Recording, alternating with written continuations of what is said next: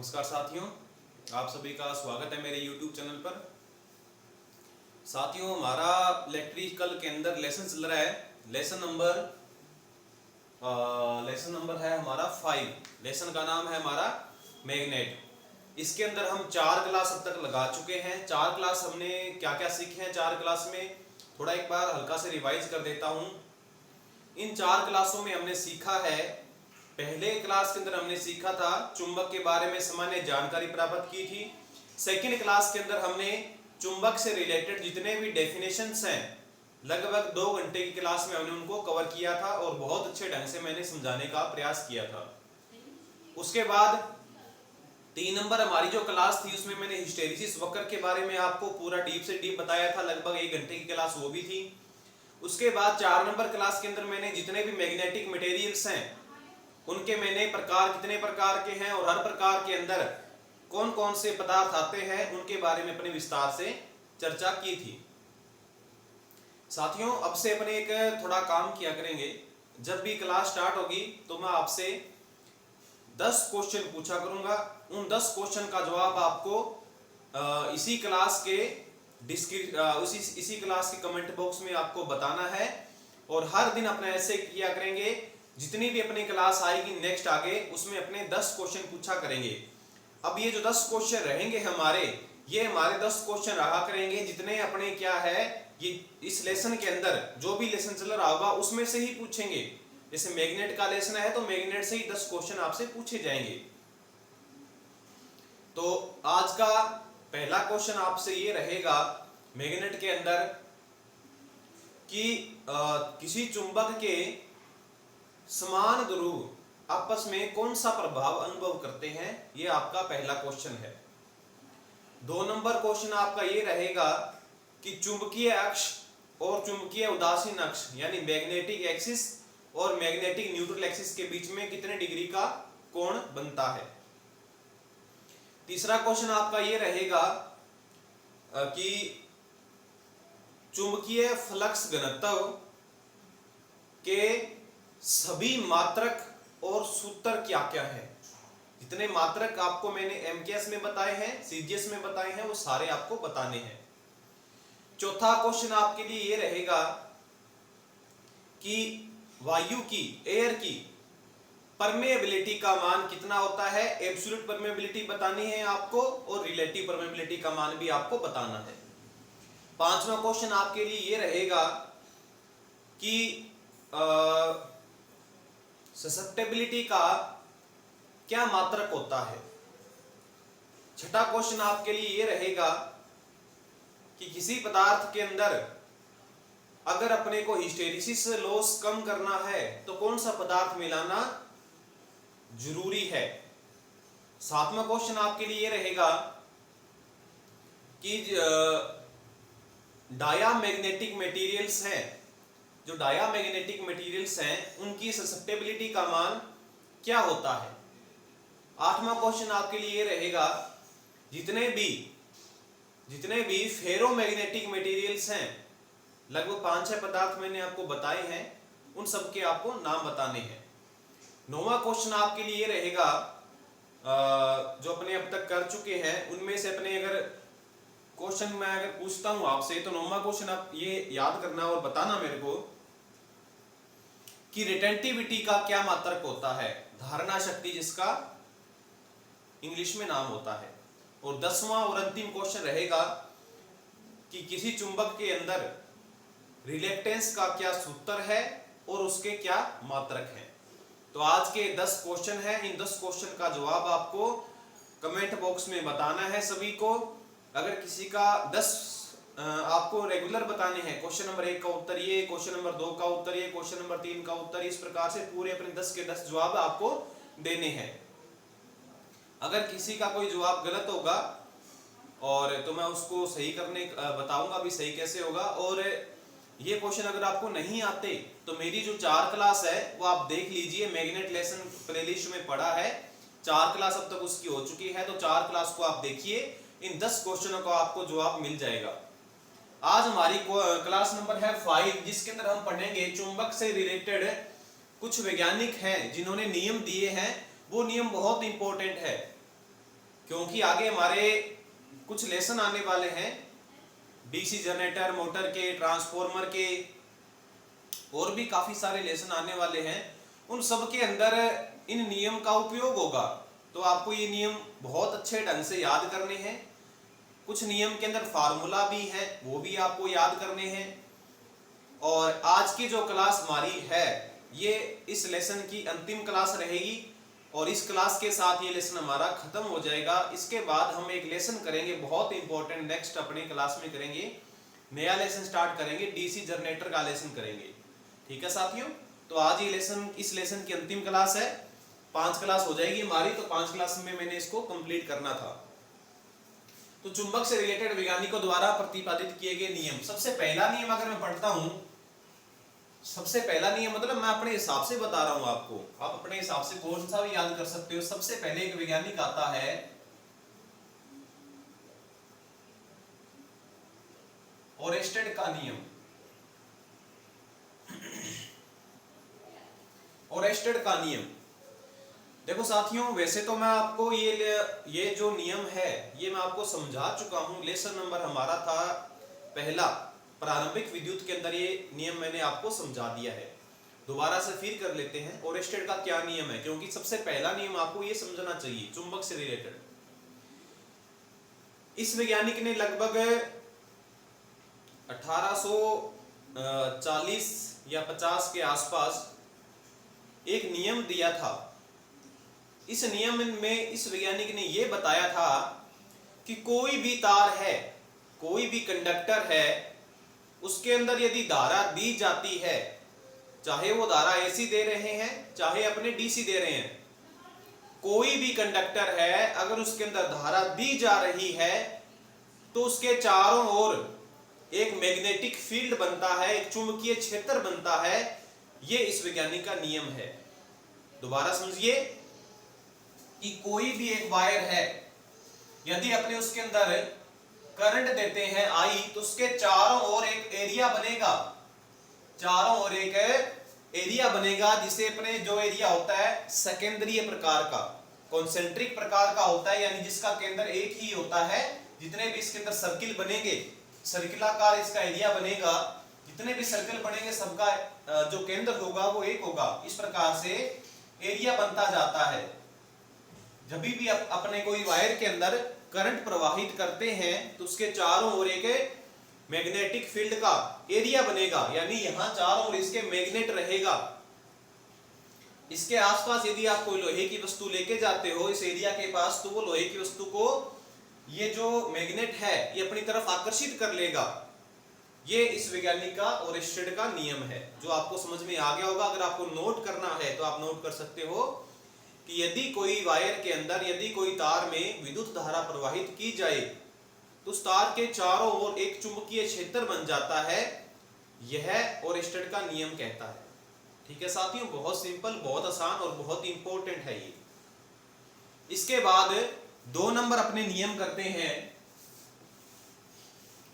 2 number अपने नियम करते हैं जो बहुत इंपॉर्टेंट, आगे अपने सभी लेसनों में काम आएंगे।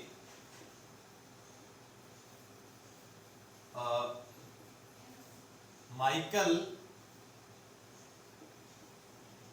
फेराडे के विद्युत चुंबकीय प्रेरण के नियम। आप इसको पूरा लिख दीजिएगा, माइकल फेराडे के विद्युत चुंबकीय प्रेरण के नियम। दोस्तों, माइकल फेराडे एक वैज्ञानिक था जिसने 2 नियम दिए थे चुंबक से रिलेटेड। उसने काफी सारे नियम और भी दिए हैं, लेकिन अपने चुंबक से रिलेटेड उसने 2 नियमों को प्रतिपादित किया था। ये 2 नियम क्या थे, बहुत इंपॉर्टेंट है। आगे अपने जितने भी लेसन आएंगे उनके अंदर इन नियमों का उपयोग होगा। तो मैं फिर दोबारा बार बार आपको रिपीट नहीं करके बताऊंगा कि ये देखो माइकल फेराडे ने ये नियम दिया था, दोबारा फिर बताऊं, क्योंकि हर लेसन में अब इन नियमों का उपयोग होने वाला है। तो एक बार आप ध्यान से समझ लीजिए, बार बार आपको फिर याद करने की आवश्यकता नहीं होगी। तो इस वैज्ञानिक ने 2 नियम दिए थे। सबसे पहले मैं बात करते हैं अपने प्रथम नियम की। प्रथम नियम की अगर अपने बात करें इस वैज्ञानिक के, तो इस वैज्ञानिक ने दोस्तों ये सिद्ध किया था। इसने क्या किया था या क्या इसने नियम दिया था, एक बार मैं लिख देता हूं रिटर्न में, उसके बाद आप समझना, आपको समझ में आएगा। इसने ये कहा था कि यदि किसी चुंबकीय क्षेत्र के मध्य किसी चालक को घुमा दिया जाए जिसके कारण उस चुंबकीय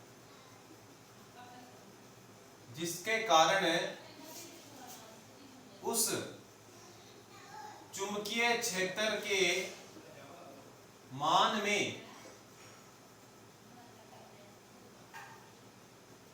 परिवर्तन हो तो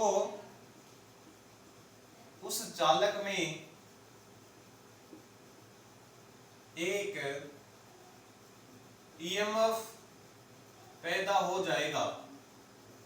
ये इस वैज्ञानिक का नियम है साथियों, जो कि अपने DC generator, motor, transformer, alternator सब के अंदर ये नियम का उपयोग होता है। आप इसको एक बार लिख लीजिए, बहुत इंपॉर्टेंट नियम है। अब ये नियम क्या कहता है कि यदि किसी चुंबकीय क्षेत्र के मध्य किसी चालक को घुमा दिया जाए जिसके कारण उस चुंबकीय क्षेत्र के मान में परिवर्तन होता है तो उस चालक में एक ईएमएफ पैदा हो जाएगा। जैसे मान लीजिए अपने ओरेस्टेड का नियम पढ़ा है अभी कि अपने इसमें एक करंट दी, आई दे दी, और इस करंट देने के कारण इसके चारों ओर एक मैग्नेटिक फील्ड बन गया, चुंबकीय क्षेत्र बन गया। चारों ओर क्या बन गया? एक मैग्नेटिक फील्ड बन चुका है, चुंबकीय क्षेत्र बन चुका है। अब इस चुंबकीय क्षेत्र के बीच में, मध्य में कोई भी एक चालक ले ले, अपने कोई भी एक कंडक्टर ले लिया, ये मान लो लोहे का कोई कंडक्टर है या तांबे का या कोई भी पदार्थ का जो कंडक्टर है, इसको यदि अब घुमाया जाएगा, किसी भी विधि द्वारा अगर घुमाया जाए, किसी भी चुंबकीय क्षेत्र के बीच के अंदर अगर कोई कंडक्टर को रखकर घुमाया जाए तो इस कंडक्टर के अंदर एक ईएमएफ जनरेट हो जाता है। क्योंकि होता क्या है कि जैसे ही अपने इसको घुमाएंगे, ये चुंबकीय फ्लक्स को, ये जो मैग्नेटिक जो फील्ड है, ये जो चुंबकीय लाइंस हैं, मैग्नेटिक फ्लक्स अपने जिसको बोलते हैं, ये इसको काटेगा। जितना अधिक तेज गति से घुमाओगे उतना ज्यादा काटेगा। तो इसके अंदर क्या पैदा हो जाएगा? एक ईएमएफ पैदा हो जाएगा। ये माइकल फैराडे का प्रथम नियम था। दोबारा फिर सुनिए कि कोई भी मैग्नेटिक फील्ड के अंदर यदि कोई कंडक्टर को घुमा दिया जाए, यदि कोई कंडक्टर को घुमा दिया जाए तो उस कंडक्टर के अंदर एक ईएमएफ पैदा हो जाता है। ये माइकल फैराडे का प्रथम नियम कहता है। अब थोड़ी सी एक डीप बात है जिसे आप अच्छे ढंग से याद कीजिए। आगे अपने लेसन आएंगे डीसी जनरेटर, डीसी मोटर वगैरह के, तो उनमें एक बात आएगी कि ये जो मैग्नेटिक फील्ड है ये भी दो प्रकार का हो सकता है। या तो हो सकता है वो स्थिर प्रकार का, स्टेबल, या हो सकता है वो अल्टरनेटिंग प्रकार का, प्रत्यवर्ती प्रकार का। तो माइकल फैराडे का ये कहना था कि चुंबकीय क्षेत्र जो होना चाहिए वो होना चाहिए स्थिर प्रकार का, और कंडक्टर जो है अपना ये घूमने वाला प्रकार का होना चाहिए। या उल्टा हो सकता है, ये जो चुंबकीय क्षेत्र है ये घूमने वाला प्रकार का हो सकता है, अल्टरनेटिंग हो सकता है, चालक स्थिर हो सकता है। दोनों में से एक काम करना है आपको। दोबारा सुनिए कि या तो मैग्नेटिक फील्ड है ये स्थिर हो और चालक घूमने वाला हो, जैसे आपने लिखा है अभी चालक घूमेगा तो उसके अंदर वोल्टेज पैदा हो जाएगी, ईएमएफ पैदा हो जाएगा। या फिर ऐसा भी किया जा सकता है, चालक को स्थिर रखकर इस मैग्नेटिक फील्ड को यदि घुमाया जाए, आगे अपने सीखेंगे मैग्नेटिक फील्ड कैसे घूमता है। अगर मैग्नेटिक फील्ड को घुमाया जाए तो भी इस कंडक्टर में एक ईएमएफ पैदा हो जाएगा। बस शर्त ये है कि दोनों को नहीं घुमाना एक साथ, ये भी अल्टरनेटिंग प्रकार का हो और ये भी कंडक्टर भी घूम रहा हो, ऐसा नहीं होना चाहिए। और ऐसा भी नहीं होना चाहिए कि दोनों स्थिर है, ये भी स्थिर प्रकार का है और ये भी नहीं घुमाया जा रहा है। अगर ऐसा हो गया, ये दो शर्तें हो गई, तो फिर इसमें वोल्टेज पैदा नहीं होगी। तो माइकल फैराडे का नियम क्या कहता है? या तो स्थिर चुंबकीय क्षेत्र हो, चालक घुमावदार हो, या फिर चुंबकीय क्षेत्र घुमावदार हो और जो ये चालक है ये स्थिर हो। दोनों में से कौन सा भी केस हो सकता है। दोनों ही केस के अंदर ये जो चालक है इसके अंदर ईएमएफ का मान पैदा हो जाएगा। ये माइकल फैराडे का प्रथम नियम कहता है और इसी नियम के आधार पर ही हमारी जो बहुत इंपॉर्टेंट मशीन्स हैं वो काम करती हैं। तो दोबारा फिर सुनिए, कोई भी स्थिर चुंबकीय क्षेत्र के मध्य अगर कोई चालक को घुमा दिया जाए या कोई प्रत्यावर्ती चुंबकीय क्षेत्र के मध्य चालक को स्थिर रखा जाए तो उस चालक में ईएमएफ पैदा हो जाता है। ये माइकल फैराडे का प्रथम नियम कहता है। उम्मीद आपको समझ में आ गया होगा, कोई ज्यादा मुश्किल नहीं है। इसके बाद इस वैज्ञानिक ने एक दूसरा नियम दिया था कि इसके अंदर जो वोल्टेज पैदा हो जाएगी घुमाने के कारण, वो वोल्टेज कितनी होगी उसका मान किन बातों पर डिपेंड करने वाला है। इसके अंदर जो वोल्टेज पैदा होगी इस चालक के अंदर ईएमएफ जो जनरेट हो जाएगा वो किन बातों पर निर्भर करता है, उसके रिलेटेड इस वैज्ञानिक ने एक दूसरा नियम और भी दिया है। वो नियम क्या कहता है अभी देखते हैं अपने दूसरा नियम, सेकंड लॉ।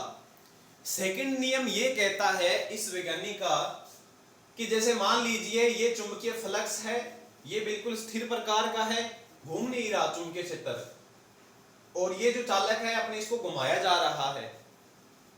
अब घूमेगा तो चुंबकीय फ्लक्स को काटेगा।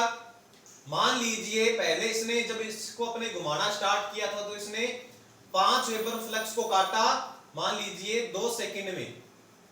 2 सेकंड में इसने 5 वेबर फ्लक्स को काट दिया। लेकिन अपने क्या काम किया, इसको और तेज गति से घुमाया। इसने क्या काम किया, 10 वेबर को फ्लक्स को काट दिया उतने टाइम में। 2 सेकंड में 10 वेबर फ्लक्स को काट दिया।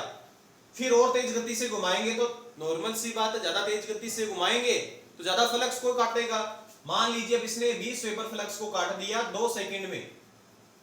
तो इस वैज्ञानिक ने यह बताया था माइकल फैराडे ने कि अगर कम समय के अंदर ज्यादा फ्लक्स कट रहा है, जैसे देख आप यदि इसमें ध्यान से देखोगे तो ये 2 सेकंड में यहाँ 20 वेबर फ्लक्स का छेदन हो रहा है और यहाँ 2 सेकंड में केवल 5 वेबर फ्लक्स का ही छेदन हो रहा है।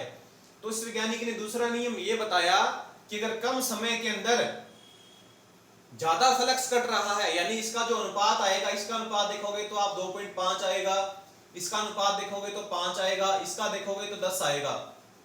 यहाँ 2.5 वेबर पर सेकंड कट रहा है, यहाँ 5 वेबर पर सेकंड कट रहा है फ्लक्स, यहाँ 10 वेबर पर सेकंड कट रहा है। तो इस वैज्ञानिक ने बताया जितना ज्यादा फ्लक्स वेबर प्रति सेकंड कटेगा उतना ही ज्यादा इसके अंदर ईएमएफ का मान पैदा होगा। कि ज्यादा अगर ये फ्लक्स को काटेगा कम समय के अंदर उतना ही ज्यादा इसके अंदर ईएमएफ पैदा होगा। यानी एक बात आप दिमाग में बिठा लीजिए कि अगर आपको इस कंडक्टर के अंदर ज्यादा वोल्टेज पैदा करनी है तो तेज गति से घुमाना पड़ेगा। जितना तेज गति से घुमाएंगे उतनी ज्यादा फ्लक्स को वो काटेगा और उतना टाइम कम लेगा, और टाइम कम लेगा, फ्लक्स ज्यादा कट रहा है तो इस कंडक्टर के अंदर वोल्टेज भी ज्यादा पैदा हो जाएगी। ज्यादा वोल्टेज का मान क्या बनेगा, ज्यादा बनेगा। ये माइकल फैराडे का दूसरा नियम कहता है। रिटर्न में आपको मैं दिखवा देता हूं, क्या लिखेंगे हम कि इस नियम के अनुसार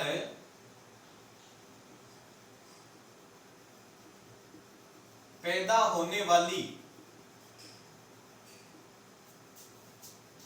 वाला ईएमएफ का मान, क्योंकि प्रथम नियम में हमने पढ़ लिया था कि ईएमएफ पैदा हो जाता है यदि कोई कंडक्टर को घुमाया जाए।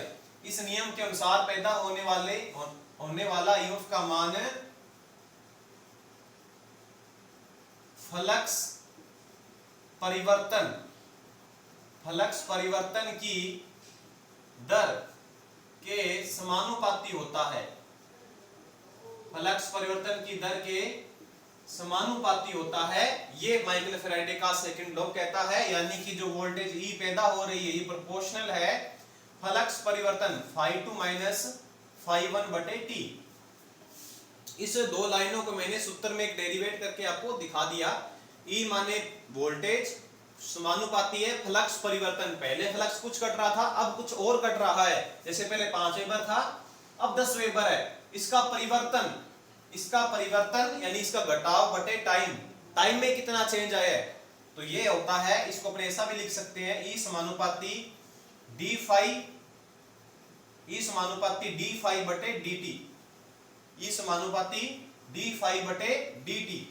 और जब अपने कभी समानुपाती को हटाते हैं तो आपको पता है कांस्टेंट लगता है, और यहां जो कांस्टेंट लगेगा वो लगेगा n डी फाई बटे डी टी।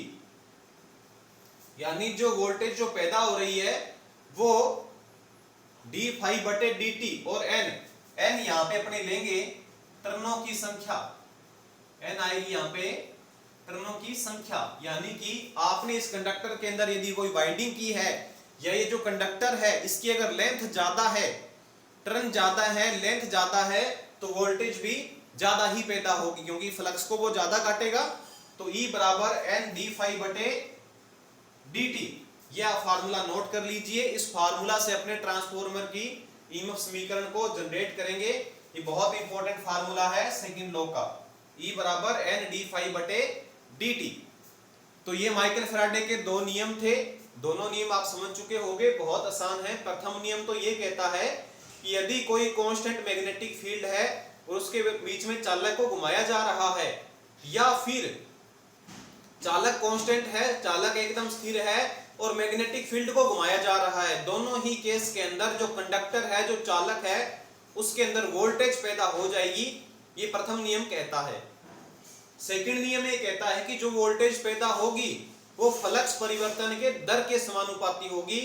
यानी यदि कम समय के अंदर ज्यादा फ्लक्स का छेदन हो रहा है, ज्यादा फ्लक्स काट रहा है कंडक्टर घूमने के कारण, अगर ना भी घूमे तो चुंबकीय क्षेत्र तो घूम रहा है, चालक तो वो फ्लक्स को काटेगा ही काटेगा, चाहे मैग्नेटिक फील्ड घूमे चाहे वो खुद चालक घूमे, दोनों ही केस में चालक जो चुंबकीय फ्लक्स है वो कटेगा। तो जो वोल्टेज पैदा होती है उसका मान फ्लक्स परिवर्तन की दर के समानुपाती होता है। ये हमारा माइकल फैराडे का सेकंड नियम कहता है। तो दोनों नियम आप याद कर लीजिए, बहुत इंपॉर्टेंट है। इसके बाद नेक्स्ट एक वैज्ञानिक आता है, चलो अपने मैक्सवेल के नियम पढ़ लेते हैं। नेक्स्ट अपने 3 नंबर जो नियम करेंगे वो पढ़ते हैं अपने मैक्सवेल के नियम। मैक्सवेल के नियम दोस्तों आप देख पा रहे हो, नियम तो वैज्ञानिकों ने इलेक्ट्रिसिटी के हिसाब से बहुत सारे दिए हैं, लेकिन मैं तो आपको इस क्लास के अंदर वही नियम बता रहा हूं जो हमारे चुंबक से रिलेटेड जिन वैज्ञानिकों ने नियम दिए हैं। प्रथम नियम हमने क्या पढ़ा था? ओरेस्टेड का नियम पढ़ा था कि कोई तार में से करंट जाती है तो उसके चारों ओर एक मैग्नेटिक फील्ड बन जाता है, चुंबकीय क्षेत्र बन जाता है। सेकंड हमने पढ़ा माइकल फैराडे के नियम, ये दोनों नियम भी चुंबक से रिलेटेड है। और तीसरा नियम मैक्सवेल का है, ये भी चुंबक से रिलेटेड है। इसमें मैक्सवेल का पहला नियम जो है, फर्स्ट नियम है, जिसको हम बोलते हैं right hand rule. Right hand rule, दायां हस्त नियम, राइट हैंड रूल। ये नियम हमें क्या बताता है, ध्यान से समझिएगा साथियों, बहुत इंपॉर्टेंट है। ये नियम हमें ये बताता है कि जैसे मान लीजिए कोई वायर है इस प्रकार से, और अपने करंट इसमें इस प्रकार से ए से बी की तरफ जा रही है। करंट की डायरेक्शन है ए से बी की तरफ है, करंट की डायरेक्शन ए से बी की तरफ है। एक बार मान लिया, क्योंकि अगर अपने धारा इसके अंदर, इस कंडक्टर के अंदर, ए बी कंडक्टर के अंदर यदि ऐसी धारा दे देंगे तो इसकी डायरेक्शन करंट की कभी ऊपर होगी तो कभी नीचे भी होगी, कभी ऊपर होगी तो कभी नीचे होगी, फिक्स तो नहीं रहती।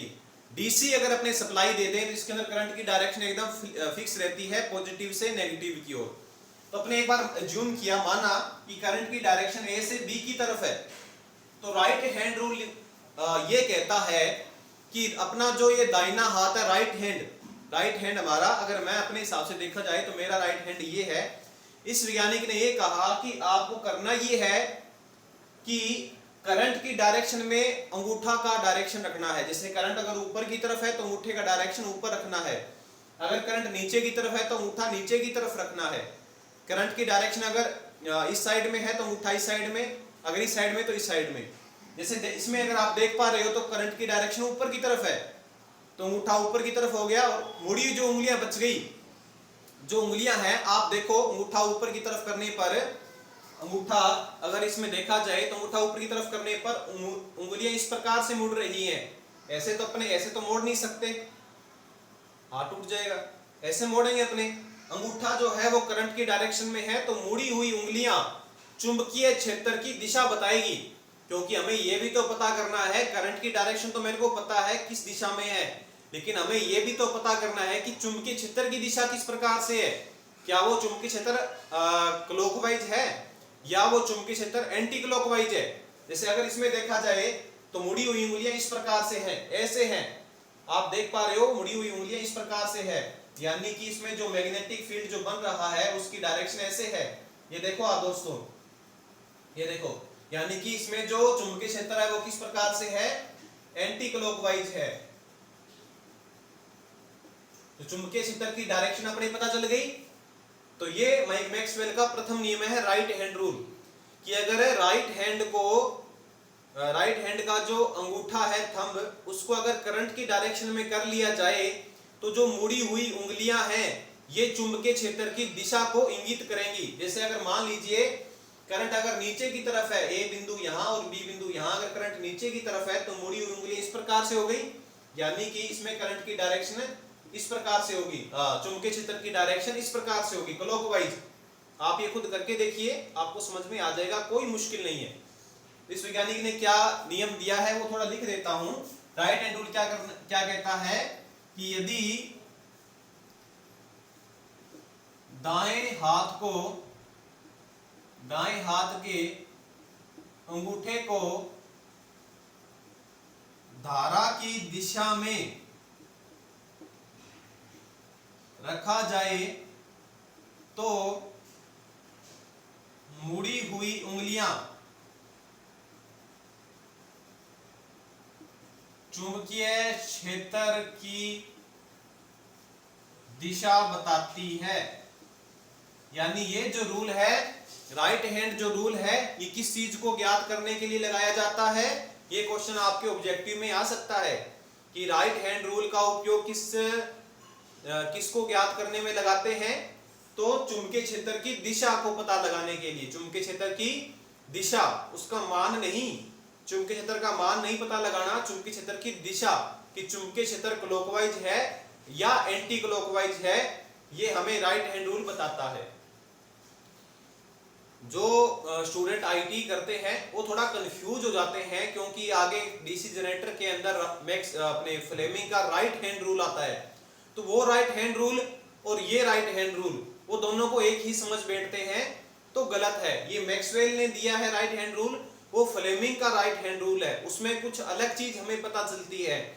अगर स्पेशल राइट हैंड रूल का ही पूछा जा रहा है तो आपको बताना है कि राइट हैंड रूल क्या बताता है हमें, किसी भी सीधे कंडक्टर के अंदर चुंबकीय क्षेत्र की दिशा को हमें राइट हैंड रूल बताता है। इसके बाद मैक्सवेल का एक नियम और भी आता है, मैक्सवेल का एक नियम और भी आता है जिसे बोला जाता है सेकंड रूल। इसका कोरक स्क्रू का नियम है, एक कोरक स्क्रू का नियम। स्क्रू माने पेच और कोरक का मतलब होता है शायद बोतल का ढक्कन, तो आप इसको समझिएगा। ये नियम कोरक स्क्रू या फिर जो पहला आपने अभी पढ़ा था राइट हैंड रूल, दोनों के दोनों एक ही बात को बताते हैं। उसने क्या बताया, राइट हैंड रूल ने चुंबकीय क्षेत्र की दिशा को बताया। यह जो कारक स्क्रू जो नियम है, कोरक स्क्रू जो नियम है, ये भी चुंबकीय क्षेत्र की दिशा ही बताएगा।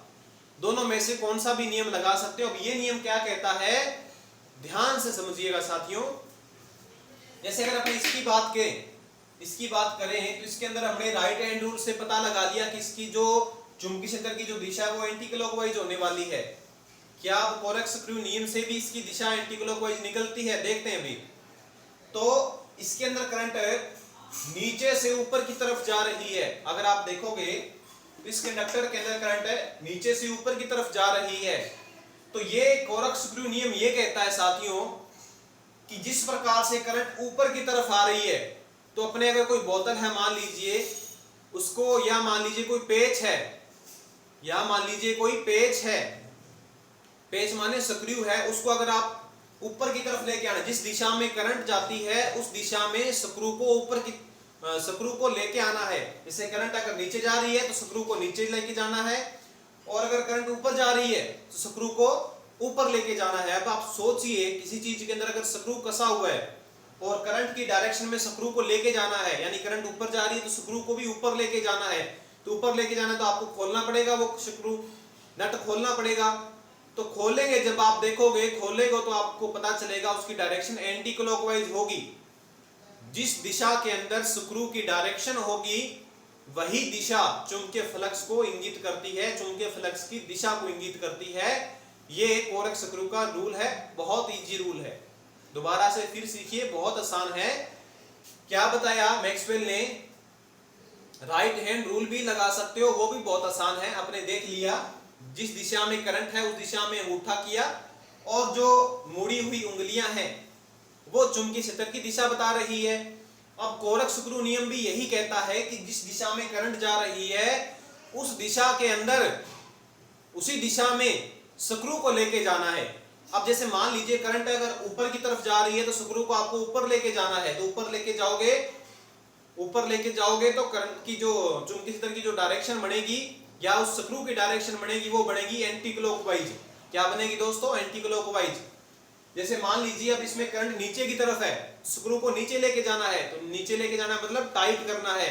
स्क्रू को टाइट करोगे तो डायरेक्शन आप सोचो, अभी खुद अपने दिमाग में लगाकर देखो कि अगर स्क्रू को नीचे की तरफ लेके जाना है, करंट की डायरेक्शन में लेके जाना है, तो उस स्क्रू की डायरेक्शन कैसे होगी? क्लॉकवाइज होगी। तो इसके अंदर ये देखो क्लॉकवाइज इसकी डायरेक्शन है मैग्नेटिक फील्ड की। ये कोरेक्स स्क्रू का नियम है, बहुत आसान। लिख के बता देता हूं एक बार कि यदि किसी पेंच हमने बोला है स्क्रू को, पेंच को करंट की दिशा में बढ़ाया जाए तो पेंच की दिशा ही चुंबकीय क्षेत्र की दिशा होगी। ये मैक्सवेल के दो नियम हैं, राइट हैंड रूल चाहे कोरेक्स स्क्रू रूल, दोनों के दोनों रूल मैग्नेटिक फील्ड की डायरेक्शन बताते हैं। दोनों के दोनों रूल बहुत आसान और बहुत इंपॉर्टेंट भी है। तो यहां मैक्सवेल के दोनों नियम यहां खत्म हो जाते हैं। इसके बाद अपने नेक्स्ट करते हैं 4 नंबर। 4 नंबर हम करें, अगर नेक्स्ट कोई वैज्ञानिक का नियम करें तो एक नियम कर लेते हैं अपने,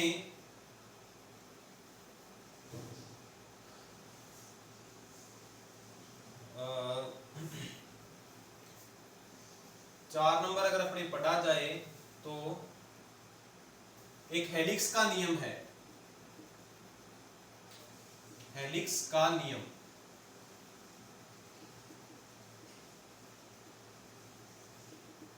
हेलिक्स का नियम वैज्ञानिक का नियम है।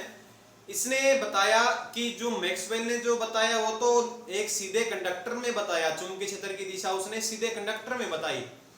अगर हमारा कंडक्टर इस प्रकार से सोलेनोइड प्रकार का है या टोरॉइडल प्रकार का है, जैसे मान लीजिए कंडक्टर ऐसा भी तो हो सकता है, ये कोई कंडक्टर है, इसमें करंट ऐसे जा रही है, करंट की डायरेक्शन इसमें ऐसे है, तो अब इसके अंदर मैग्नेटिक फील्ड की डायरेक्शन, चुंबकीय क्षेत्र की दिशा कैसे होगी? क्या क्लॉकवाइज होगी या एंटी क्लॉकवाइज होगी? तो इसका पता हमें राइट हैंड रूल से इतने अच्छे ढंग से पता नहीं चल पाएगा, तो हेलिक्स का नियम लगाते हैं। हेलिक्स के नियम ने ये बताया, हेलिक्स का नियम हमें ये कहता है कि जैसे मान लीजिए ये धारा की जो दिशा है वो इस प्रकार से है, ऊपर से नीचे की तरफ आ रही, देखो करंट इसके अंदर ऊपर गई, उसके बाद फिर यहां से इस प्रकार से, तो करंट की डायरेक्शन ऐसे है, करंट की डायरेक्शन ऐसे है। तो इस वैज्ञानिक ने बताया कि करंट की डायरेक्शन के अंदर, जैसे करंट की डायरेक्शन ऊपर से नीचे की तरफ है, यानी ये करंट की ये ऐसा है, ऊपर से नीचे की तरफ, ये इस प्रकार से करंट की डायरेक्शन ऐसे है, ऊपर से नीचे की तरफ, ऊपर से नीचे की तरफ अगर करंट की डायरेक्शन है तो जो अंगूठा होगा वो एन ध्रुव को बताएगा, उत्तरी ध्रुव को बताएगा, नॉर्थ पोल को बताएगा। ये हेलिक्स का नियम कहता है।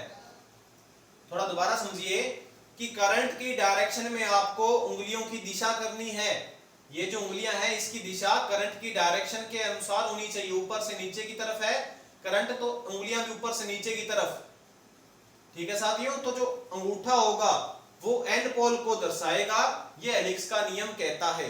तो हेलिक्स का नियम क्या कहता है कि करंट की डायरेक्शन में उंगलियां की जाए तो अंगूठा एन पोल को दिखाएगा, और एन पोल यहां है तो एस पोल बनेगा यहां।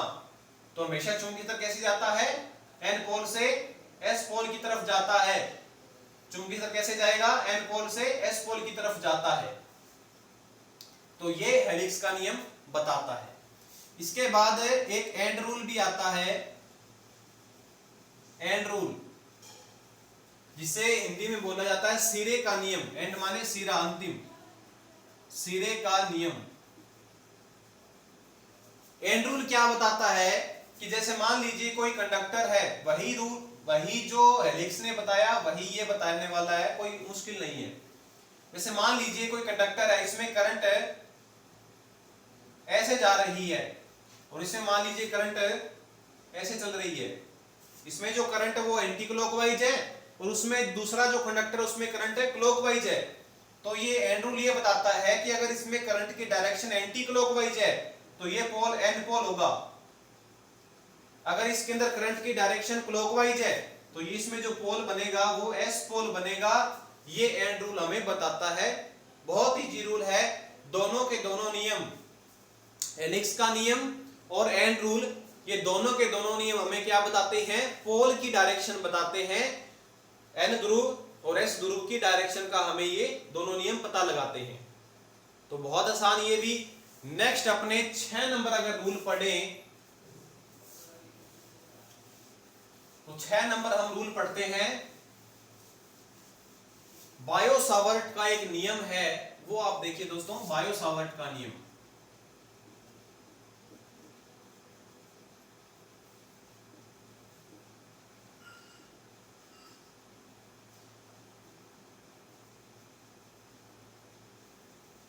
बायोट सावर्ट का एक नियम है। चुंबक से रिलेटेड एक वैज्ञानिक था बायोट सावर्ट, इसने एक नियम दिया था, वो आप सीखिए। इस वैज्ञानिक ने यह बताया था कि जैसे मान लीजिए कोई भी एक कंडक्टर है, उसमें एक धारा दी जाए तो उसके अंदर चारों ओर एक चुंबकीय क्षेत्र पैदा हो जाएगा। ये तो हमें बता दिया था ओरेस्टेड ने ही। लेकिन बायोट सावर्ट ने यह बताया कि ये जो कंडक्टर है आई, ये जो कंडक्टर है, मान लीजिए ए से बी तक कंडक्टर है और इसमें करंट जा रही है आई, इसके चारों ओर एक मैग्नेटिक फील्ड बनेगा। मान लीजिए अंतिम मैग्नेटिक फील्ड का जो सर्किल है वो लास्ट में सर्किल ये बना, ठीक है। तो इस वैज्ञानिक ने बताया कि इसके अंदर जो चुंबकीय फ्लक्स घनत्व, क्योंकि चुंबकीय फ्लक्स पैदा हो रहा है, जैसे जैसे करंट जाएगी वैसे वैसे चुंबकीय फ्लक्स का मान बढ़ता रहेगा। तो इसके अंदर जो चुंबकीय फ्लक्स घनत्व, जिसे अपने प्रतीक के रूप में बोला था बी, उसका मान किन किन बातों पर निर्भर करता है, क्योंकि इसके चारों ओर चुंबकीय फ्लक्स तो पैदा हो जाएगा। ये तो बात हमें किस वैज्ञानिक ने बता दी थी, ओरेस्टेड ने। लेकिन उस चुंबकीय फ्लक्स का मान कितना होगा, उसका मान ज्ञात करने के लिए बायोट सावर्ट का रूल है। इसे आप समझिए साथियों, बहुत इंपॉर्टेंट। तो ये जो बी है, मैग्नेटिक फील्ड डेंसिटी है, इसका मान किस किस पर निर्भर करेगा वो हम देखते हैं। जैसे मान लीजिए साथियों, ये इतनी सी एक लंबाई लेते हैं, अगर अपने इतनी सी लंबाई ली जाए, मान लीजिए लंबाई है dl, dl माने बहुत छोटी लंबाई है, और इस तार के ये मान लीजिए इसका एक केंद्र बिंदु है, इस सर्किल का केंद्र बिंदु है, और यहां से इसके बीच की दूरी ये हमने मान ली r है, और इसके बीच में कोण आ गया, मान लीजिए कोण थीटा है। ठीक है साथियों, क्या देखा है, दोबारा देखिए आप कि ये कोई कंडक्टर है, इसके अंदर ये एक सर्किल है, सर्किल जिसका ये चुंबकीय क्षेत्र का सर्किल है, और इस सर्किल का केंद्र बिंदु ये रहा, इससे इतनी r डिस्टेंस पे एक dl है, इस पर पता लगाना है कि b का मान कितना है। इस पर पता लगाना है कि चुंबकीय फ्लक्स घनत्व का मान कितना है। जितना इसका मान होगा, आगे भी जितने भी सर्किल बनते जाएंगे सबके अंदर b का मान उतना ही रहने वाला है। अगर क्योंकि करंट में कोई चेंज नहीं होगा तो r में भी चेंज नहीं होगा। dl लंबाई है, सबकी लंबाई सेम रहने वाली है। थीटा का मान अपने थीटा के हिसाब से चेंज होता रहेगा। तो ये बताता है नियम है कि जो इसके अंदर चुंबकीय फ्लक्स जो पैदा होगा dB, यानी एक बार छोटा ले अपने अगर चुंबकीय फ्लक्स घनत्व, तो dB समानुपाती है dl के, यानी ये जो एरिया है लंबाई इसके समानुपाती। अगर एरिया ज्यादा होगा तो dB का मान भी ज्यादा होगा, चुंबकीय फ्लक्स घनत्व का मान ज्यादा होगा। तो पहला बात इस पे डिपेंड करता है चुंबकीय फ्लक्स घनत्व। दूसरा डिपेंड करता है करंट पे डिपेंड करता है, करंट ज्यादा होगी तो चुंबकीय फ्लक्स घनत्व का मान भी ज्यादा होगा, क्योंकि हमें पता है बहुत आसान है। तो और dB का जो मान है वो कूलाम के नियम से हम समझ चुके होते हैं कि चुंबकीय फ्लक्स घनत्व दूरी के वर्ग के व्युत्क्रमानुपाती होता है। इसके बाद 4 नंबर की dB समानुपाती है साइन थीटा के, साइन थीटा के, क्योंकि अगर ये थीटा का मान 90 डिग्री होगा तब तो dB का मान मैक्सिमम मिलेगा। अगर थीटा का मान यदि इस कोण का मान कम है और अगर इसके बिल्कुल पैरेलल ही है तो dB का मान भी कितना होगा, चुंबकीय फ्लक्स घनत्व का मान भी 0 होगा। तो इस वैज्ञानिक द्वारा ये नियम प्रतिपादित किया गया कि dB समानुपाती I dl साइन थीटा बटे r स्क्वायर। और यहां से यदि समानुपाती को हटाया जाए, शायद आपको दिख रहा हो, dB बराबर म्यू 0 बटे 4 पाई। ये समानुपाती हटाने पर एक नियतांक लगता है म्यू 0 बटे 4 पाई I dl साइन थीटा बटे r स्क्वायर। ये बायोट सावर्ट के नियम का एक सूत्र बनता है जो कि काफी इंपॉर्टेंट है और आपको याद भी करना है। म्यू 0 बटे 4 पाई, म्यू 0 है कि इस जो बीच में जो एरिया है, ये जो एरिया है इसकी चुंबकशीलता कितनी है, परमेबिलिटी कितनी है, इस बात पर भी डिपेंड करता है dB का मान।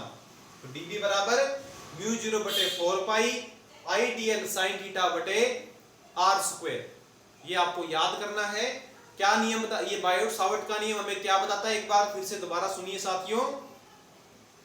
ये नियम हमें कोई भी वायर के अंदर कितना चुंबकीय फ्लक्स घनत्व या कितना चुंबकीय फ्लक्स का मान है, कितना मैग्नेटिक फील्ड का मान है, कितना चुंबकीय मैग्नेटिक फ्लक्स है, उसका मान याद करने के लिए इस वैज्ञानिक ने फार्मूला डेरिवेट किया है। और इसने वैज्ञानिक ने बताया कि जो चुंबकीय फ्लक्स है वो किन किन बातों पर निर्भर करेगा। dl माने इस लंबाई पर निर्भर करेगा, ये एरिया पर निर्भर करेगा, करंट पर भी निर्भर करेगा। करंट ज्यादा होगी तो मैग्नेटिक फील्ड का एरिया भी ज्यादा होगा। और दूरी के वर्ग के व्युत्क्रमानुपाती, दूरी अगर इसकी कम है तो मैग्नेटिक फील्ड ज्यादा बनेगा। और dB समानुपाती साइन थीटा, किस इसके अंदर ये dl से लेके इसके अंदर बिंदु तक लंबाई कितनी है उसके दूरी के वर्ग के व्युत्क्रमानुपाती, और इस एंगल के बीच में साइन थीटा आएगा। तो dB का यहां से फार्मूला बन जाता है बायोट सावर्ट के नियम का, जो कि इंपॉर्टेंट है। ये फार्मूला आपको याद करना है। इसी नियम को थोड़ा सा आगे संशोधित करके एक एम्पियर वैज्ञानिक था, आंद्रे मेरी एम्पियर, उसने एक नियम दिया था। इसी फार्मूला को आगे थोड़ा सा और आसान करके, थोड़ा सा और इसने डेरिवेट करके एक नियम दिया था। 7 नंबर रूल अब हमारा आता है, 7 नंबर रूल आता है एम्पियर का नियम।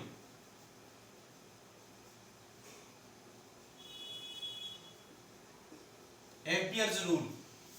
इस वैज्ञानिक ने क्या बताया, एम्पियर के वैज्ञानिक इस वैज्ञानिक ने यह बताया कि बायोट सावर्ट ने बता दिया कि चुंबकीय फ्लक्स घनत्व का मान किन किन बातों में निर्भर करता है।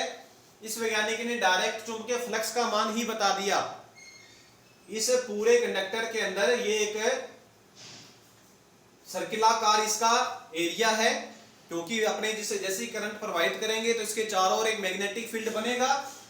तो इस वैज्ञानिक ने, एम्पियर वैज्ञानिक ने यह बताया कि किसी चालक तार के चालक तार में विद्युत धारा प्रवाहित करने पर बना कुल चुंबकीय फ्लक्स का मान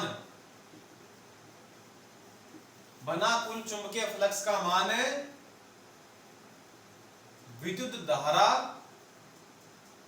व मुक्त आकाश की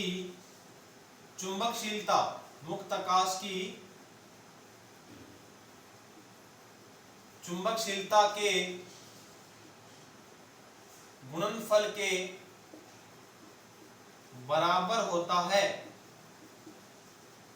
देखो साथियों, अगर आप ये नियम जो है बायोट सावर्ट का है, चाहे एम्पियर्स रूल है, आगे एक दो नियम और भी अभी लास्ट करने वाले हैं, अगर आप इनको पहली बार देख रहे हो, सुन रहे हो, पढ़ रहे हो तो थोड़ा सा एक बार मुश्किल लग सकता है, लेकिन थोड़ा सा आप इसको 2 बार 3 बार और देखोगे तो आपको आने लग जाएंगे, कोई मुश्किल नहीं है। इस वैज्ञानिक ने क्या बताया, जो बायोट सावर्ट ने बताया था, ये थोड़ा सा लिख लीजिए अगर आपको लिखना हो तो। बायोट सावर्ट का नियम है, उसको लाप्लास का नियम भी बोला जाता है, लाप्लास का नियम भी बोला जाता है। तो एम्पियर रूल, एम्पियर वैज्ञानिक ने क्या बताया, किसी चालक तार में विद्युत धारा प्रवाहित करने पर बना कुल चुंबकीय फ्लक्स, क्योंकि जैसे ही करंट देंगे वैसे चारों ओर इसके क्या बनेगा, मैग्नेटिक एरिया बनेगा और मैग्नेटिक फील्ड बनेगा, जिसे हम अपने किसमें नापते हैं, मैग्नेटिक फ्लक्स को वेबर में मापते हैं। तो मैग्नेटिक फील्ड का मान है करंट और मुक्त आकाश की चुंबकशीलता μ0 के गुणनफल के बराबर आएगा। यानी कि यहां देखिए फाई बराबर μ0 इंटू आई, ये बताया था एम्पियर वैज्ञानिक ने। ये आपको फार्मूला याद करना है, बहुत इंपॉर्टेंट फार्मूला है एम्पियर का, फाई बराबर μ0 इंटू में आई। इस फार्मूला से आपके कोई सवाल आ सकता है। थोड़ा सा अगर इसको आगे करें तो फाई बराबर होता है B इंटू ए, फाई बराबर B इंटू ए। B है मैग्नेटिक फील्ड डेंसिटी, चुंबकीय फ्लक्स घनत्व, और ए क्या है, एरिया, क्योंकि अपने पढ़ चुके होते हैं B बराबर फाई बटे ए, और फाई का मान निकालेंगे तो B इंटू ए। तो B इंटू ए बराबर μ0 इंटू आई। B का मान निकालना हो तो μ0 इंटू आई बटे ए, एरिया। और अगर आप देखोगे इसका जो यहां से लेके यहां से यहां तक इसका जो एरिया है वो तो होगा पाई आर की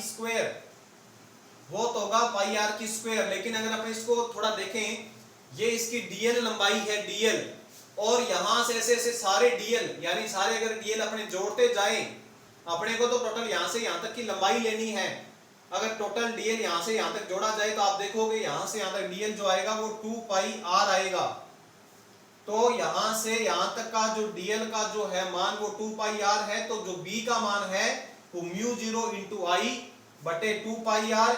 ये चुंबकीय फ्लक्स घनत्व को ज्ञात करने का एक बहुत इंपॉर्टेंट सूत्र बन जाता है साथियों। और कई बार कंपटीशन में इस फार्मूला से सवाल आए हैं। μ0 का मान कितना होता है, 4 pi into 10 to the power -7। I का मान आपको बता दिया जाएगा, आर का मान भी आपको बता दिया जाएगा। तो आपको बी का मान ज्ञात करना है। बहुत इंपॉर्टेंट फार्मूला है एम्पियर के रूल का। ये आपको मान, ये फार्मूला और ये फार्मूला, दोनों फार्मूले आपको याद होने चाहिए। इसके बाद नेक्स्ट अपने 8वां रूल पढ़ें तो वो भी एम्पियर ने ही दिया था, उसको बोलते हैं एम्पियर का तैरने का नियम। नेक्स्ट और लास्ट अपने पढ़ते हैं अब एम्पियर का तैरने का नियम।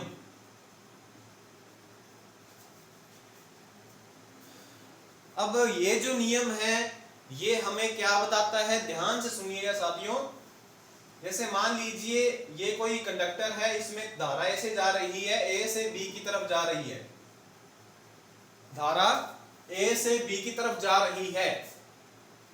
तो एम्पियर का तैरने का नियम ये कहता है कि अगर कोई तैराक, अगर कोई तैरने वाला इस प्रकार से तैरे कि क्या हो कि उसका जो पैर है वो तो हो ए की डायरेक्शन में और उसका जो सर है वो बी की डायरेक्शन में हो, यानी जिस दिशा में करंट जा रही है उस दिशा में उसके हाथ होने चाहिए और पैर उसके ए की तरफ होने चाहिए। दोबारा से समझो, जिस दिशा में करंट जा रही है, जैसे आगे की तरफ करंट जा रही है तो हाथ इस दिशा में होने चाहिए, अगर करंट ऐसे जा रही होती तो हाथ उस दिशा में होने चाहिए थे और पैर होने चाहिए उसके ए की तरफ।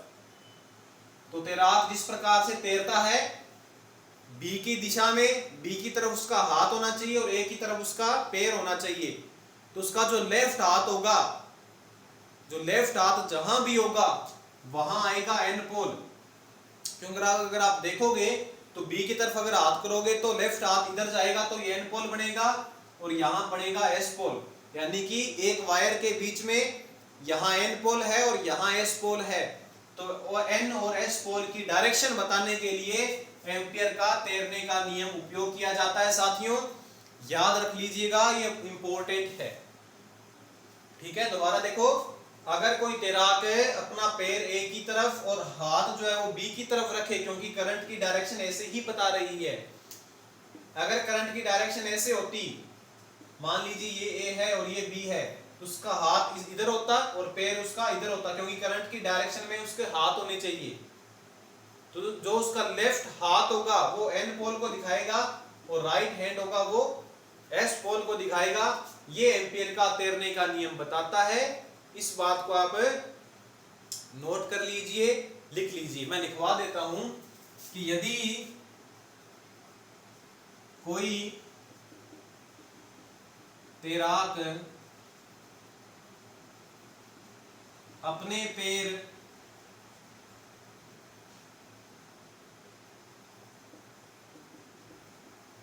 उस दिशा में रखे जिस दिशा में करंट कोई चालक में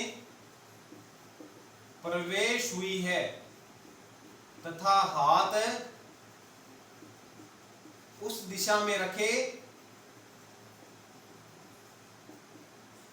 जिस दिशा में करंट बाहर जा रही है, तो उस तैराक का बायां हाथ, जिसे अपने लेफ्ट हैंड बोलते हैं, बायां हाथ एन पोल को बताता है। ये एम्पियर का तैरने का नियम बताता है। तो इतने ही अपने वैज्ञानिकों के रूल हैं और ये आज की क्लास भी इंपॉर्टेंट थी। 8 वैज्ञानिकों के अपने नियम पढ़ लिए हैं। सभी नियम आपको याद होने चाहिए। कम से कम आपको माइकल फैराडे के जो विद्युत चुंबकीय प्रेरण के जो नियम है वो याद होने चाहिए, ओरेस्टेड का नियम पता होना चाहिए, बायोट सावर्ट का नियम, एम्पियर का नियम, ये सारे नियम आपको अच्छे ढंग से आने चाहिए। और इसी के साथ साथियों हमारा जो ये लेसन है मैग्नेट का वो खत्म हो चुका है और इसको मैंने लगभग 6 घंटे के अंदर टोटल, अगर अपने 5 क्लास है तो 5 क्लास में अगर टाइम देखा जाए तो लगभग 6 घंटे की क्लास के अंदर ये सारा लेसन खत्म हो चुका है चुंबक का। और नेक्स्ट अपने कल जो लेसन करेंगे वो करेंगे अपने डीसी जनरेटर का लेसन करेंगे। और थोड़ा सा मैं बिजी था, इसके कारण आपको रेगुलर क्लास नहीं मिल रही थी, लेकिन आगे से आपको अब लगभग 1 दिन के बाद तो क्लास जरूर मिल ही जाया करेगी। तो डीसी जनरेटर का लेसन अपने स्टार्ट करेंगे। लेकिन मैंने जो शुरू के अंदर प्रारंभ में जो 10 क्वेश्चन आपसे पूछे थे उन 10 क्वेश्चन का आपको उत्तर कमेंट बॉक्स में जरूर बताना है। डीसी जनरेटर लेसन स्टार्ट करवाऊंगा तो उसके अंदर इस लेसन से फिर क्वेश्चन पूछूंगा 10, फिर अपने डीसी जनरेटर करेंगे। तो डीसी जनरेटर की जब सेकंड क्लास होगी तो फर्स्ट क्लास में जो पढ़ा था उसके 10 क्वेश्चन आपसे पूछे जाएंगे। तो इस प्रकार से अपना ये शेड्यूल रहेगा।